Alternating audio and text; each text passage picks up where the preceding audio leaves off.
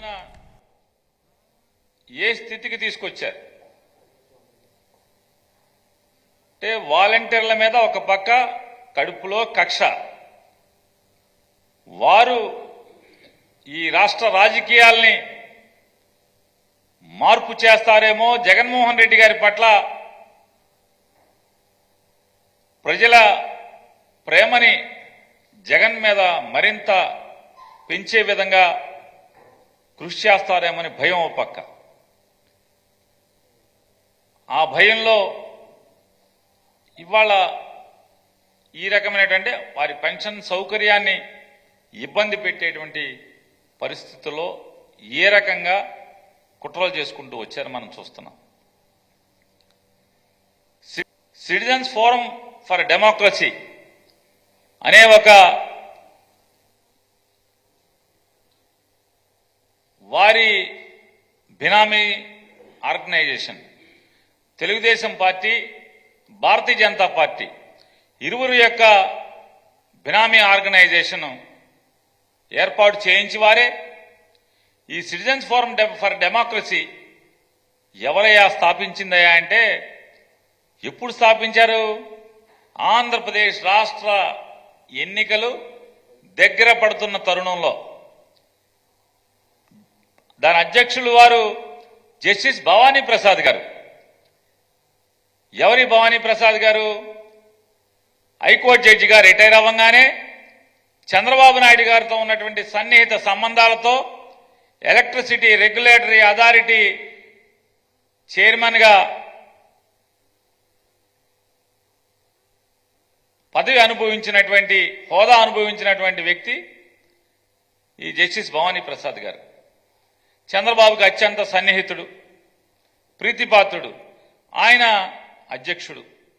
Secretary గారు నిమ్మగడ్డ రమేష్ కుమార్ గారు. ఇక మనకు ఆయనకి నిమ్మగడ్డ రమేష్ కుమార్ గారంటే మనం చెప్పక్కర్లా. ఎవరయ్యా ఈ నిమ్మగడ్డ రమేష్ కుమార్ గారంటే, రాష్ట్ర ఎన్నికల కమిషనర్గా చంద్రబాబు నాయుడు గారి నియామకం చేసినటువంటి వ్యక్తి. ఆయన ఒక ప్రత్యేక హోదాలో, అంటే నిష్పక్షపాతమైనటువంటి చట్టబద్ధమైనటువంటి ఒక వ్యవస్థకి అత్యున్నత స్థాయిలో ఉద్యోగ విధి నిర్వహణ చేస్తూ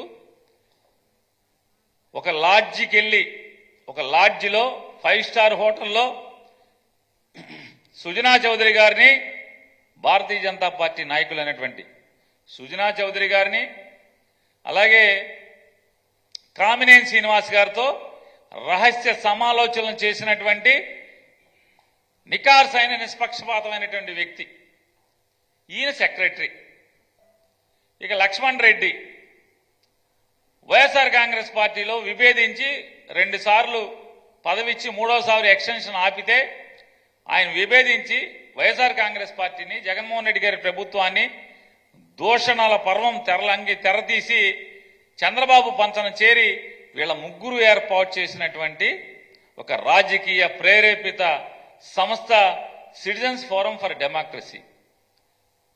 వీళ్ళు కోర్టులకు వేస్తారు. ఎక్కడెక్కడ కోర్టులకు వేస్తారు? సుప్రీంకోర్టుకి వేస్తారు, ఢిల్లీ హైకోర్టుకి వేస్తారు, మళ్ళీ ఆంధ్రప్రదేశ్ హైకోర్టుకి వేస్తారు. ఎవరయ్యా ఈ ప్లేడరీల కంటే? కపిల్ సిబల్ గారు. ఢిల్లీలో కోర్టు తలుపు తట్టాలంటే, కోర్టు మెట్టెక్కాలంటే లక్షల ఫీజులు తీసుకున్నటువంటి, వైట్ అమౌంట్ లక్షల ఫీజులు తీసుకునేటువంటి కపిల్ సిబాల్ గారు వీరికి అడ్వకేట్.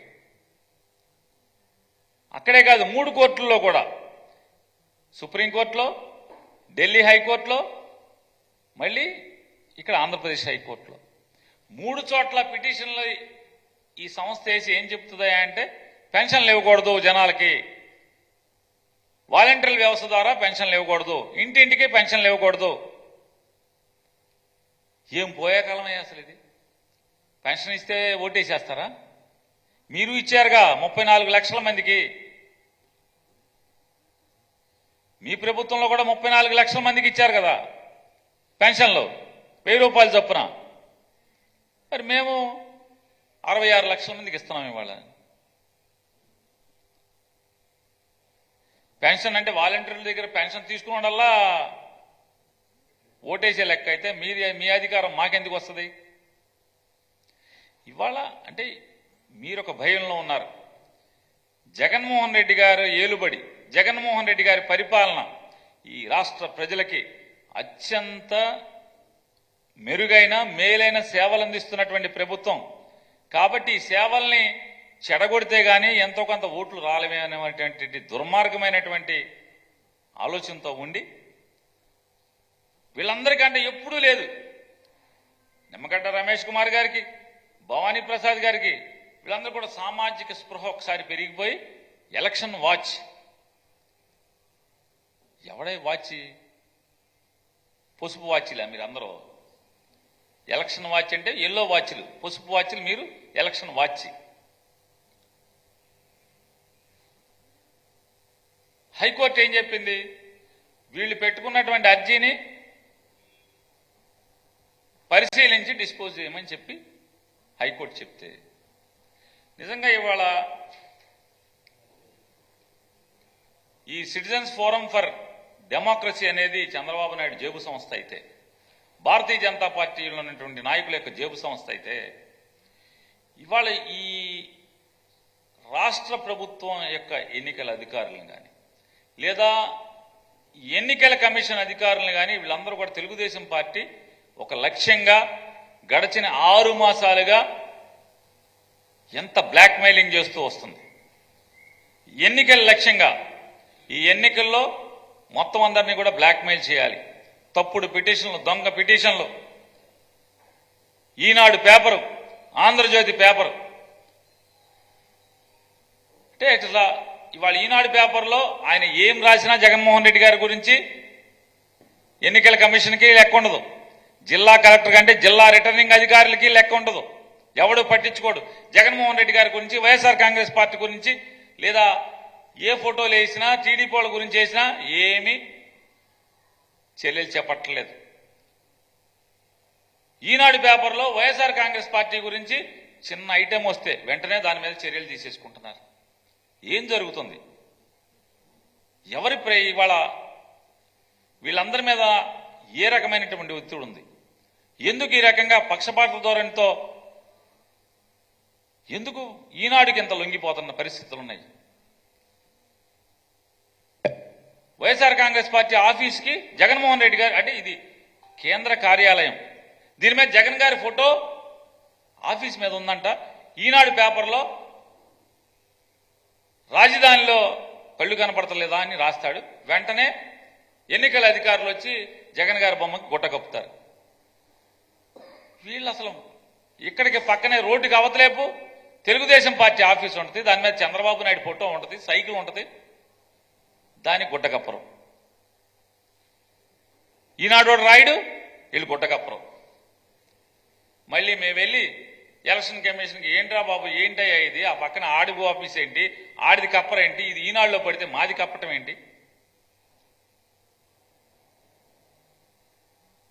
నారా చంద్రబాబు నాయుడు గారి భార్య భువనేశ్వరి గారు పచ్చిగా ఎన్నికల మోడల్ కోడ్ ఆఫ్ కాండక్ట్ ని నిర్భయంగా ఆవిడ యథేచ్ఛగా ఆవిడ తూట్లు పొడుస్తుంటే గుండెల మీద సైకిల్ బ్యాడ్జీ పెట్టుకుని పోటీ చేస్తున్న అభ్యర్థుల్ని పక్కన పెట్టుకుని 3 లక్షల రూపాయల చెక్కు పంచిపెట్టడం అనేది మోడల్ కోడ్ ఆఫ్ కాండక్ట్ కింద వస్తుంది. ఎన్నికల్లో ఓటర్లని ప్రభావితం చేసి ప్రలోభ పెట్టేటువంటి చర్యలు ఆవిడ చేపడుతుంది అని చెప్పి రాష్ట్ర ఎన్నికల అధికారికి వైఎస్ఆర్ కాంగ్రెస్ పార్టీ అర్జీ ఇస్తే, పిటిషన్ ఇస్తే, దాని మీద ఇంతవరకు ఆవిడకి నోటీస్ వెళ్ళలేదు, ఇంతవరకు ఆవిడని ప్రశ్నించలేదు.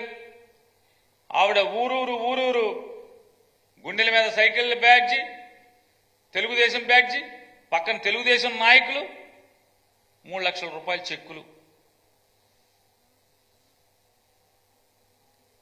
ఎందుకు ఈనాడు రాయదు? మేము పిటిషన్ ఇచ్చినా ఎందుకు ఎన్నికల అధికారులు పట్టించుకోవట్లేదు, చర్యలు ఎందుకు ఉండట్లేదు? అదే ఈనాడు వస్తే యథాతథంగా ఈనాడులో ఏదొస్తే వెంటనే నోటీస్. అంటే ఈ రాష్ట్ర ఎన్నికల వ్యవస్థనే ఈనాడు రామోజీరావు గారు నడుపుతున్నాడా ఏంటి? అసలు భారతీయ జనతా పార్టీ నడుపుతుందా లేదా రామోజీరావు నడుపుతున్నాడా? ఈనాడులో వార్త పడితే ఎందుకని ఈ రాష్ట్ర ఎన్నికల వ్యవహారాలు చూస్తున్నటువంటి అధికారులు గంగవెర్రెత్తిపోతున్నారు.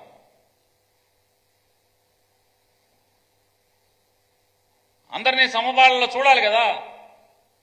వైఎస్ఆర్ కాంగ్రెస్ పార్టీకి జగన్ గారి బొమ్మ గుడ్డేసినప్పుడు చంద్రబాబు బొమ్మకి ఎదురుకుండా ఈ రోడ్డుకి అవతల ఉన్న చంద్రబాబు బొమ్మకి ఎందుకు గుడ్డేరు? ఈ ఈనాడులో రాయిపోతే ఏరా గుడ్డ? మళ్ళీ వెళ్ళి మేము అడుక్కోవాలా? సెంట్రల్ ఆఫీసులో మరి చంద్రబాబుకి ఎందుకు వేయలేదంటే అప్పుడు తీసేయండి. ఇది ఎక్కడ పోయే కాలం? ఇదేం వింత బుద్ధులు ఇవన్నీ?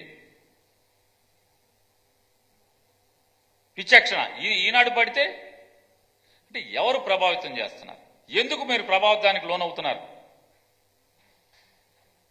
ఏమిటి ఇది ఒత్తిడి? అంటే నారా చంద్రబాబు నాయుడు గారు ఎక్కడో ఒక్కడి నుంచి రామోజీరావు గారు వీళ్ళందరూ కలిసి ఎన్నికల్లో ఉన్నటువంటి ఆర్ఓలందరినీ కూడా ఒత్తిడి చేస్తున్నారా? ఇవాళ చెప్పాల్సినటువంటి అవసరం ఉంది. ఎందుకు ఈ పక్షపాత ధోరణి?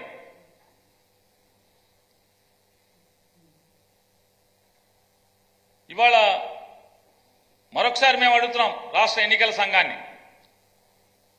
యథేచ్ఛగా నారా భువనేశ్వరి గారు సైకిల్ బ్యాడ్జీ పెట్టుకుని తెలుగుదేశం అభ్యర్థులను పక్కన పెట్టుకుని చెక్కులు ఇచ్చి రాజకీయ కార్యక్రమం లాగా చేస్తుంటే ప్రలోభాలకు గురి చేసే దాంట్లో ఎందుకు మీరు ఇంతవరకు మేము పిటిషన్ ఇచ్చి వారం రోజులైనా కూడా ఎందుకు ఆవిడికి నోటీస్ సర్వ్ అవ్వలేదు? ఎందుకు ఆవిడ యాత్రను మీరు ఆపట్లేదు?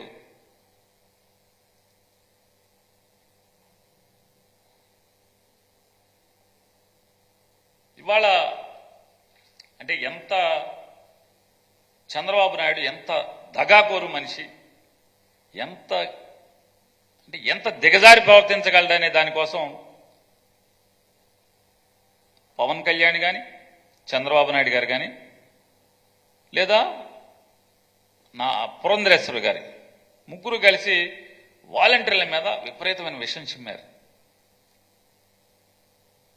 వాలంటీర్లందరూ కూడా అమ్మాయిల్ని రెడ్ లైట్ల ఏరియాకి సప్లై చేస్తున్నారని చెప్పని, లేదా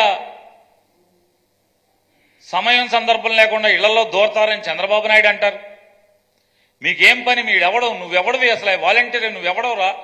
నువ్వు ఇళ్లలోకి ఎప్పుడు పడితే అప్పుడు ఎందుకు వెళ్తావురా అని చెప్పని మాట్లాడినటువంటి వ్యక్తులు, విషం చిమ్మేటువంటి పరిస్థితులు, ఇళ్లలోకి రానివ్వబాకండి వాలంటీర్లు అని చెప్పినటువంటి మాట్లాడినటువంటి వ్యక్తులు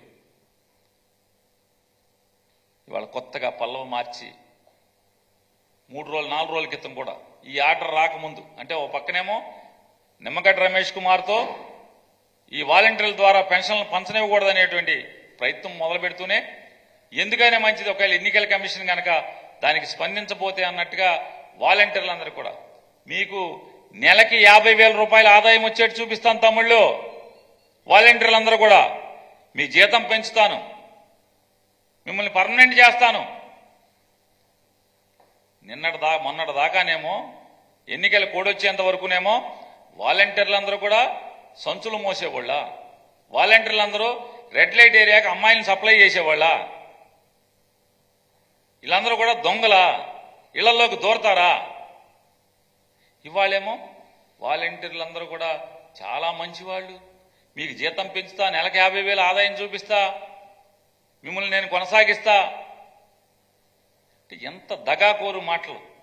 ఓ పక్కనేమో వాలంటీర్లతో పనిచేయనివ్వకుండా వాలంటీర్లు అనే వ్యవస్థను నిర్వీర్యం చేస్తూ ఎన్నికల కమిషన్ దగ్గరికి వెళ్ళి వాళ్ళని ఒత్తిళ్ళకి లొంగ తీసుకుని ఒత్తిళ్ళకి లోనుగుళ్ళు గురయ్యేట్లాగా చేసుకుని వాలంటీర్ల ద్వారా పెన్షన్ అవ్వకూడదు, పంచకూడదు. పంచపోతే ఎవరికి ఇబ్బంది? ఈ రాష్ట్రంలో ఉన్నటువంటి పేద వర్గాలకు ఇబ్బంది. ఏం చేయాలి ఇప్పుడు? నీ పాలనలాగా చంద్రబాబు నాయుడు గారి పరిపాలనలాగా పడిగాపులు పడాలి. 2 రోజులు 3 రోజులు పెన్షన్ తీసుకుంటాకి వీళ్ళందరూ కూడా సచివాలయం దగ్గర పడిగాపులు పడాలి. అప్పుడు మీ కడుపులు చల్లగా ఉంటాయి.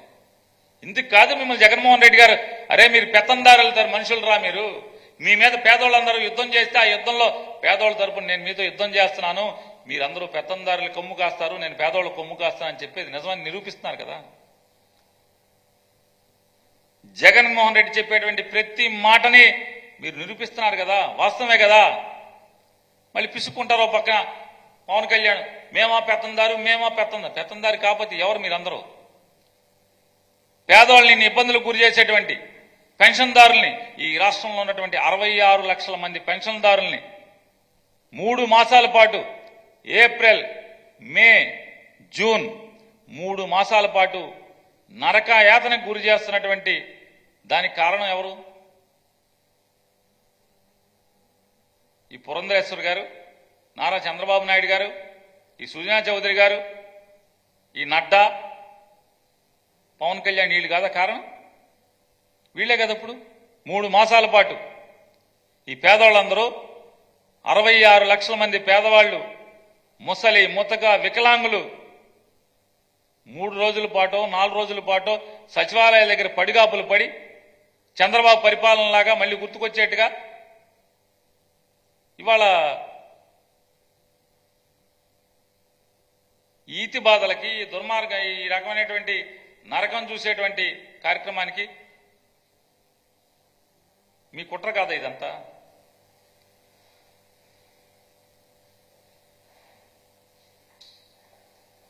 ఇది ఈ రకమైనటువంటి దుర్మార్గమైనటువంటి ఆలోచనని, ఈ తప్పుడు ప్రయత్నాన్ని, ఈ పెత్తందారి మనస్తత్వాన్ని రాష్ట్ర ప్రజలు తిప్పి కొట్టాలని చెప్పని వీళ్ళ దుర్మార్గమైనటువంటి చర్యలను మనం చూస్తున్నాం. పేదోళ్ల పట్ల, పేదోళ్లకు ఉన్నటువంటి సౌకర్యాన్ని ఏ రకంగా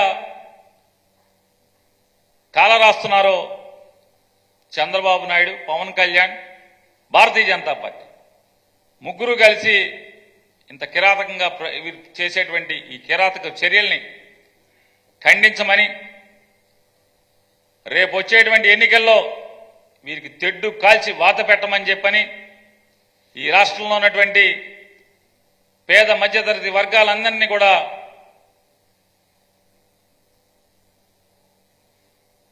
గుర్తు చేస్తూ, అలాగే పవన్ కళ్యాణ్ గారు కూడా మాట్లాడుతున్నారు. వారంటారు కాబట్టి వారు రోజు రోజుకి వారి మాటల పదును మొద్దుబారుతూ వచ్చేస్తుంది.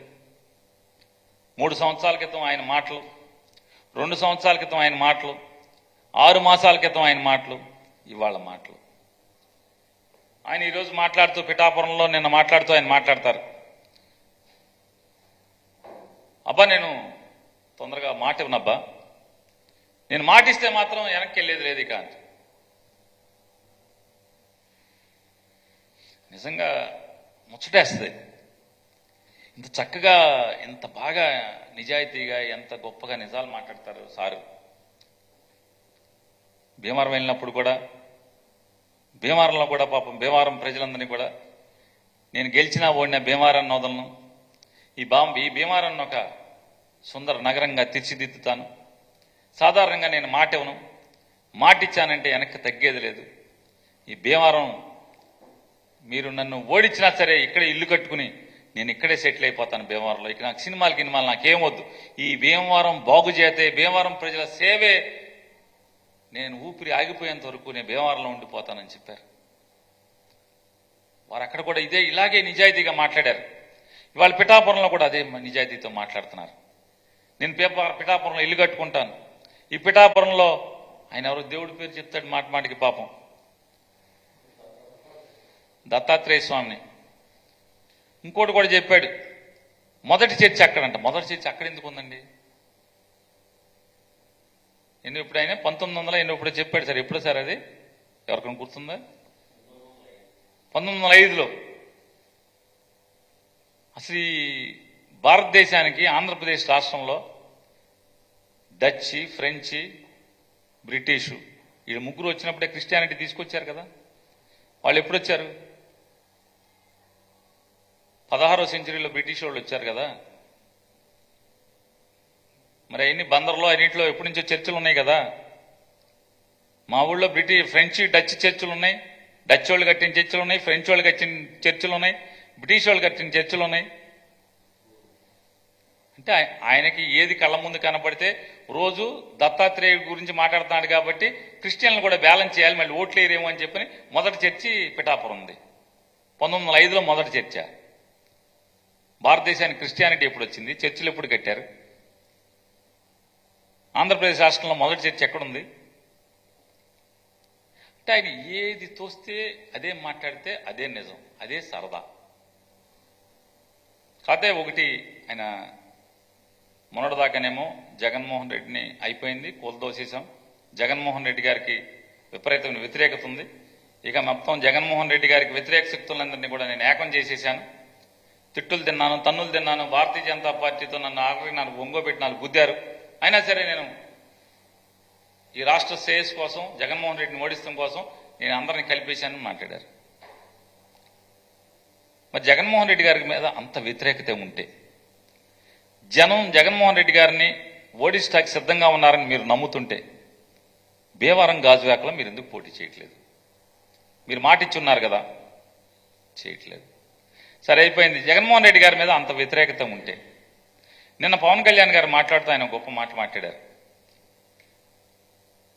ప్లీజ్ రా మీకు దండం పెడతారా, నన్ను ఒక్కసారి ఎమ్మెల్యేగా ఒక్కసారి పంపించండి రా అని మాట్లాడుతూ నన్ను గెలిపిస్తే నా స్నేహితుల ద్వారా అయినా సరే ఇక్కడ హాస్పిటల్ కడతానన్నారు.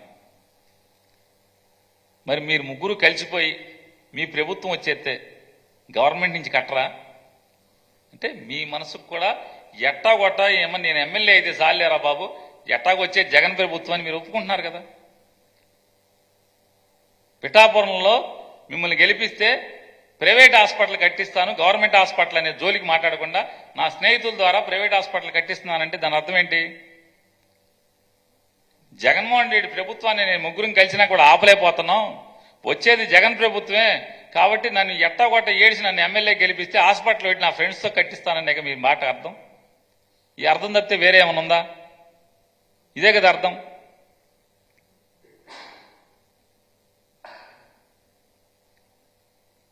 ఇవాళ చంద్రబాబు నాయుడు గారు, భారతీయ జనతా పార్టీ అంటే వదిన గారు, మరిది గారు, పవన్ కళ్యాణ్ గారు ముగ్గురే కాదు, కాంగ్రెస్ పార్టీ, సిపిఐ పార్టీ ఎవరు ఎంతమంది కలిసి వచ్చినా జగన్మోహన్ రెడ్డి గారి పట్ల ఈ రాష్ట్ర ప్రజలకు ఉన్నటువంటి ప్రేమ మమకారాన్ని ఎవ్వడు ఎంతమంది కలిసి వచ్చినా చెరపజాలరనేది ఇవాళ ప్రజల్లో ఉన్నటువంటి ఎమోషన్ ఇవాళ మన కళ్ళకి మనం చూస్తున్నాం. వాళ్ళ జగన్మోహన్ రెడ్డి గారి జరుగుతున్నటువంటి ఆయన చేస్తున్నటువంటి బస్సు యాత్ర వెళుతుంటే ప్రజలు ఏ రకంగా ఎంత ఎమోషన్తో ఎంత ప్రేమపూర్వకంగా జగన్మోహన్ రెడ్డి గారి పట్ల ప్రేమను వర్షం కన్నా మిన్నగా కురిపిస్తున్నారు. మనందరం కళ్ళతో చూస్తున్నాం.